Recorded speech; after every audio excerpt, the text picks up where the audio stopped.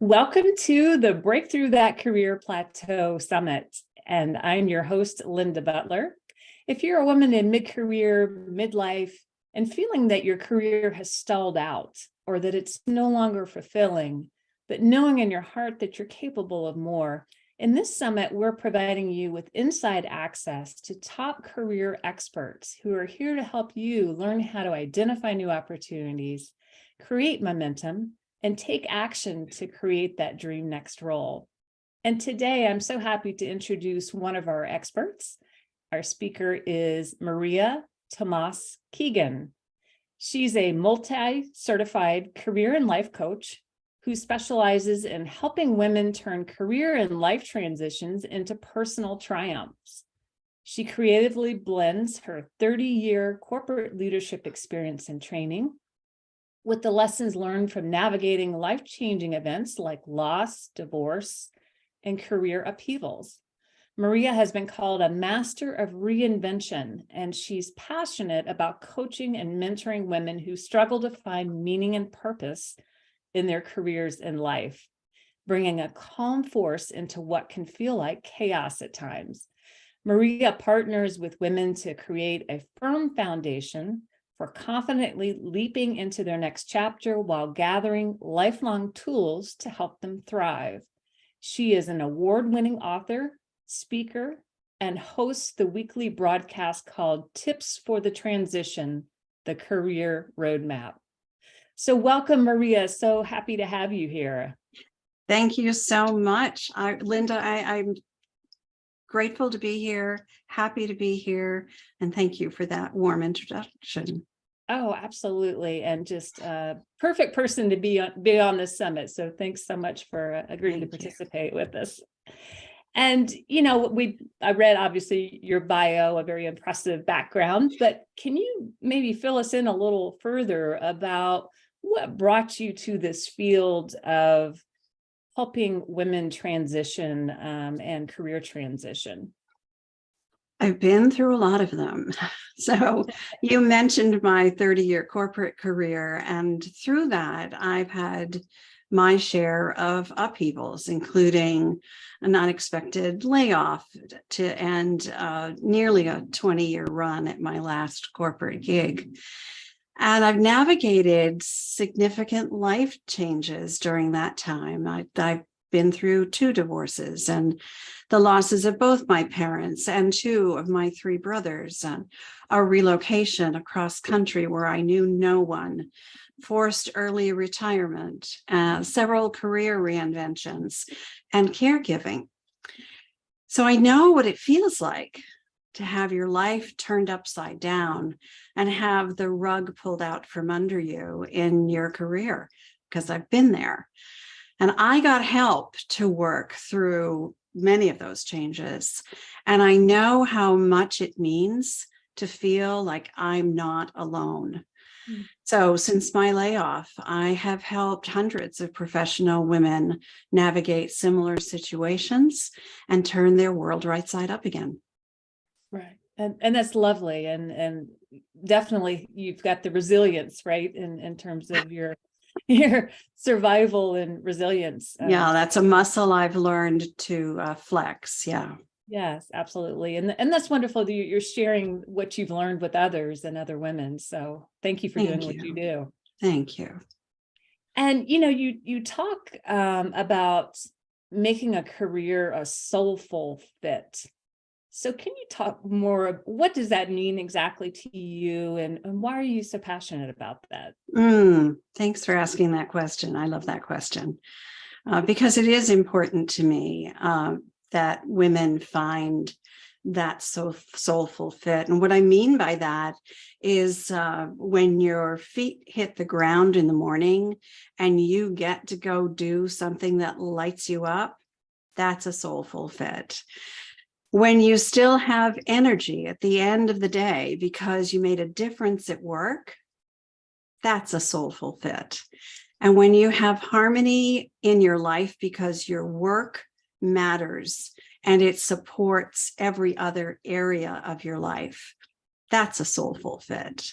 And I'm passionate about helping my clients create that because I know what it's like not to have that balance and harmony, and how toxic environments, micromanaging bosses, or feeling undervalued, unappreciated, and underpaid can literally suck the soul out of you.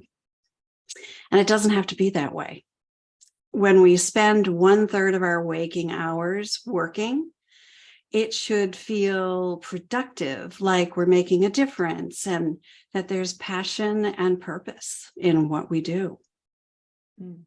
Yeah, and that's lovely. Very well said. And I think I can speak for myself and other women that I've worked with and known, but we weren't always taught to allow ourselves to ask those questions, or to question whether our work or our careers actually made us happy. That wasn't something maybe in our vocabulary to ask. So it does feel like times have changed, and particularly for women that get in this mid-career, mid part of their life, that becomes more of a priority, doesn't it? I think so. I think we become aware that we've spent a lot of our time in our career meeting somebody else's expectations of us, or doing what we thought we were supposed to do, and following paths that maybe we thought was the right path early on, and now we're looking at it, and we're looking back, and we're saying, it just doesn't feel right anymore. So yeah, I think it happens in my experience with my clients. It doesn't have to take till mid-career for those questions to come up. It's happening gratefully. I'm happy to see that it's happening for women earlier in their career as well. Yeah, that's wonderful. And what have you found? So when women go through that process, perhaps of the reevaluation, and where are they feeling served, where are they not feeling served? What sort of issues do women face when they're facing a career change? What have you seen? Yeah, it's an interesting question, because it depends on kind of the phase they're in.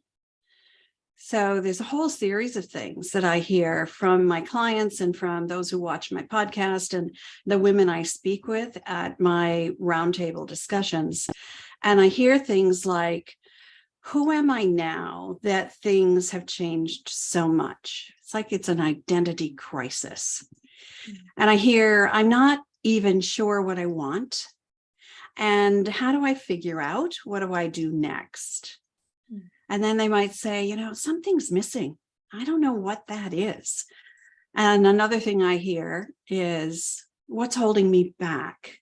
That I feel like there's a barrier to taking this next step. And then when the environment they're working in doesn't feel like a good fit for them, I hear things like, I love what I do, but I don't love where I do it. Or we've talked about this already, that, feeling undervalued, unappreciated, it's a toxic environment. I'm at a dead end. I'm not challenged anymore. I'm too old to change jobs. I hear that. Or, I'm at the end of my career and retirement scares me. And then when they're ready to discover what's next, that's another phase they might be in. I hear things like, it's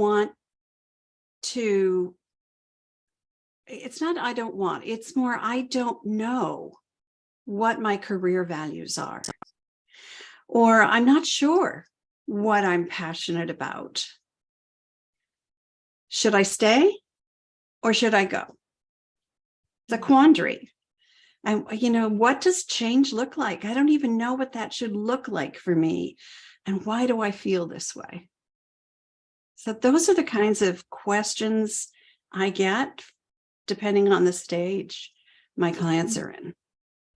Yes, it sounds very, very familiar. Yes, I I'm sure. I hear the same. Yeah. Yeah. And how do you coach or counsel women that come to you with those types of, personal obstacles or need for clarity, I guess? Yeah, it's a discovery process. And the first thing we focus on is the woman herself, discovering who she is now, that things have changed because she's not who she used to be. And who is she becoming? Who does she want to become? Those are parts of that discovery process. We also talk about what value she brings to whatever her next step is. And, what's important to her now. It may be different than what used to be important to her. And then we explore what she really wants based on what's important to her now. So it's the vision that is based on the values. The values become her guiding light, and her vision creates the path to move forward into her next season. Yeah, that's a great way to put it. And I can certainly relate. I went through a period of that in my life. I've talked with many women, and not just women, men too, that have similar, story in terms of that feeling that things don't quite fit, maybe perhaps like they used to. And it does feel like this is something that we need to look at every once in a while, right? So it's not a one and done sort of situation, because your values may change over time. Do you have a recommendation, like how often we should be, I guess, doing this sort of self-inventory? Oh, we evolve. As we evolve, our values do change. Perhaps not our core values. I have a core value. My very first one is family first. That doesn't change. That has not changed in a very, very long time.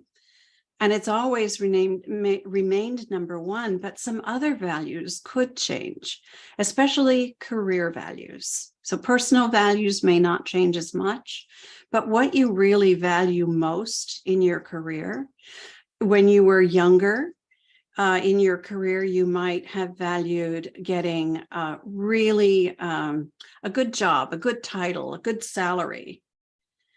And now you may realize that being seen, heard, valued, respected are more important. Maintaining your integrity and being in an environment that honors that. Those might be some of the values that you evolve into. Mm-hmm.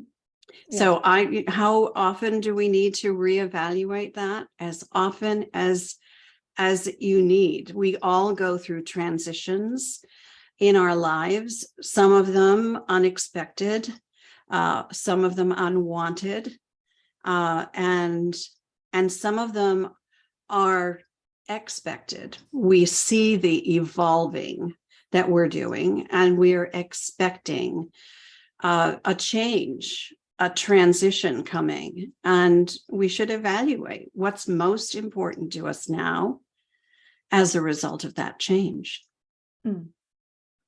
And I know when reading your bio, you talked about learning kind of the toolkit. So that must be an advantage to, if you've used this toolkit and the way to go about doing that evaluation, you can use that over and over again, right? Absolutely.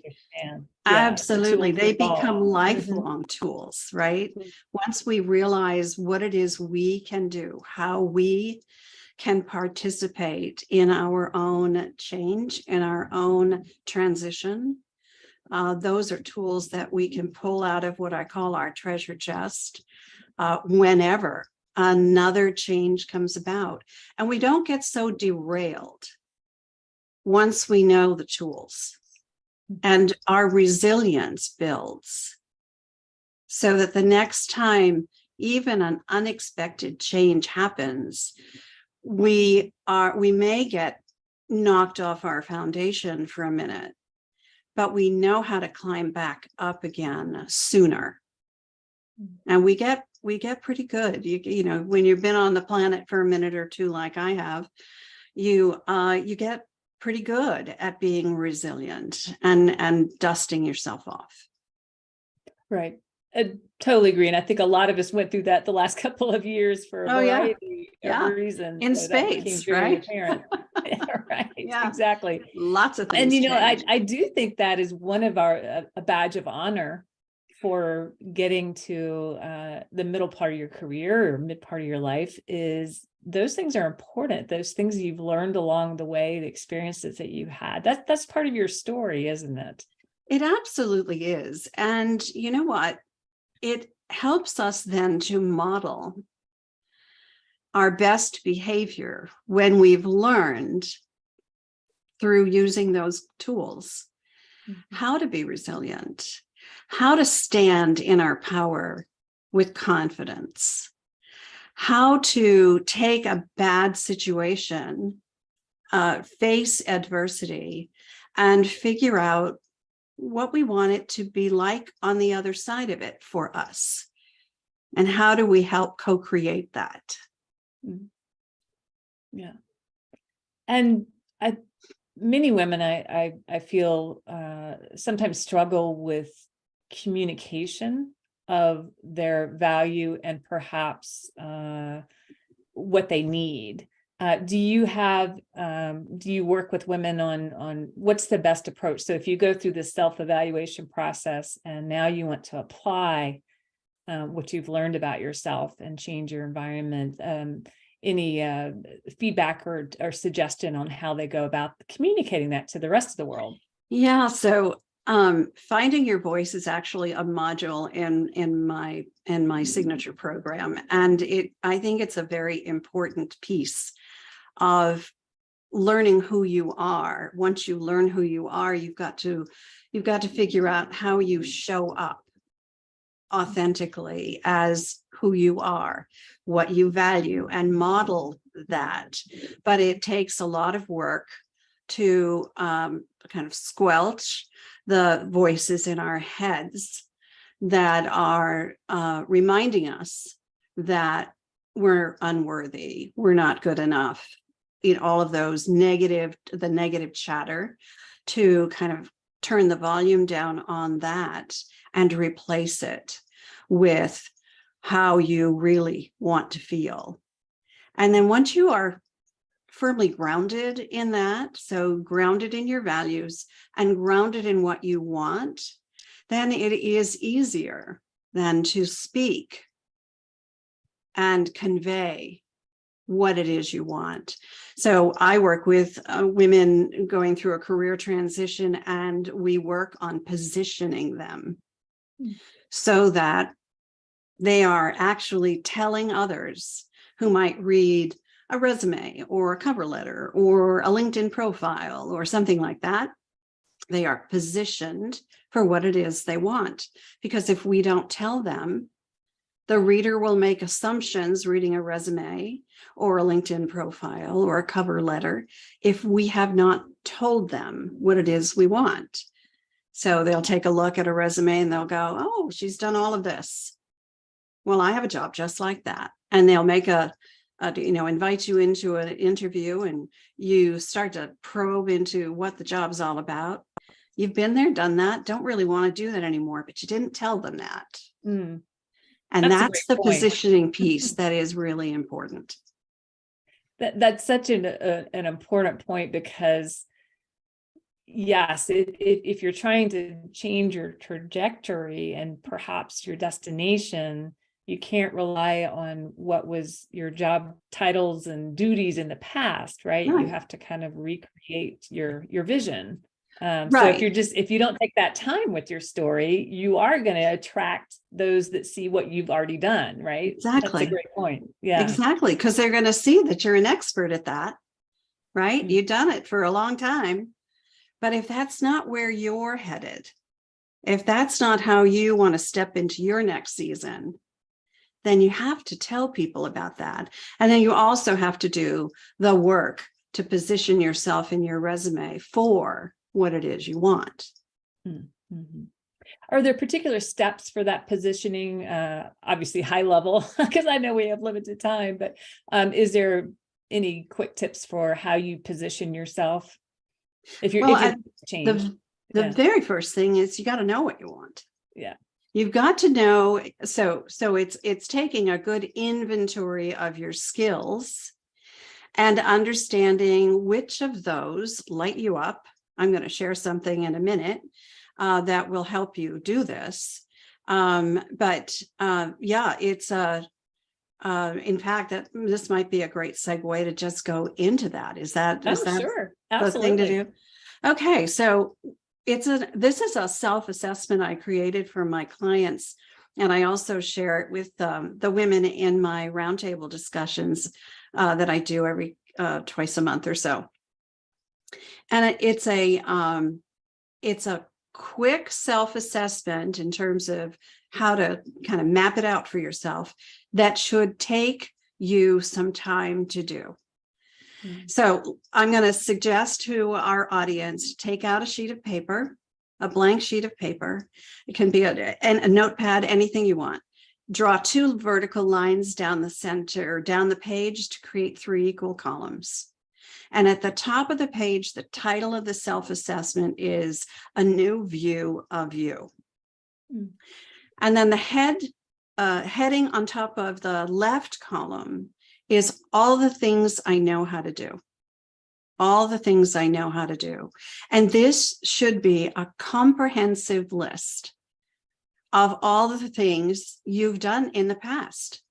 So and you should break down the big items into what makes you good at those. So if you said, I'm a great teacher, I'm a great leader, I'm a great coach, break those down into the hard and soft skills that make you great at those things. So the hard skills might be, I am highly organized, I'm detail oriented, I'm a great time manager, I'm an organizer. Hard skills. Soft skills, I'm a great listener, I'm compassionate, I ask good questions. Soft skills. Break them down into the hard and soft skills. Take a look at your resume. Let that be fodder for getting your creative juices going and getting a more comprehensive list about all the things you know how to do. And then the center column, that title, the heading on that is all the things I love to do. Now, of all the things you know how to do, what lights you up? When you get out of bed in the morning and you get to go do that, what are those things? You're passionate about them. They give you purpose. What are those things? It should be a much shorter list. And then the far right column, the heading is all the things I don't want to do anymore. So again, you might be a master at some of those things, but you've been there, done that, want to move on, ready to level up. So what are those things that you don't want to do anymore? Because you're a master at some of those things, you may want to teach them, right? To create masters of them in someone else. And you might love to do that. So that could go in the middle column. But doing it in your day-to-day, you don't want to do it anymore. That's what goes in the far right column. So when you have this assessment done for yourself, you start to build confidence about all the things you know how to do. And you start to identify where's the value you bring. And when you get to the center column and the right column, you start to clear the fog and you narrow your focus. So when you start to look for your next gig, whatever that might be, and you're focused on what it is you love to do, you can position yourself for that. Now you start to speak about that. You tell people that that's what you want to do. Did that answer your question? It did. I think that's a great exercise. And it may take a little time to work on that too, right? And Just it to get the should. juices flowing. It should, Yeah. create a spreadsheet. I actually have a spreadsheet tool that I share with my clients that I created for them so that they can go in and journal about it.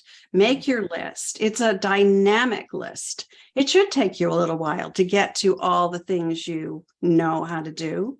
But as you're working through it, the other two columns are going to start populating just organically, because you'll say, yeah, I know how to do that. I really don't love doing that. So Yeah. maybe that's something you don't want to do anymore. And now it goes into the right column. Yeah. Yeah, I think that's a great exercise. And so grab your cup of tea and Yeah, take some quality time and that's right. and really dive in. Yeah, that's a Yeah. great, yeah, for Yeah, sure. it's And that will really help you very craft your story of what you do want to do. And exactly. Yeah. Yeah.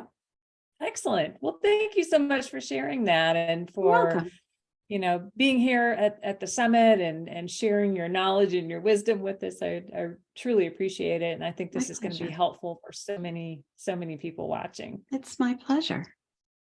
Excellent.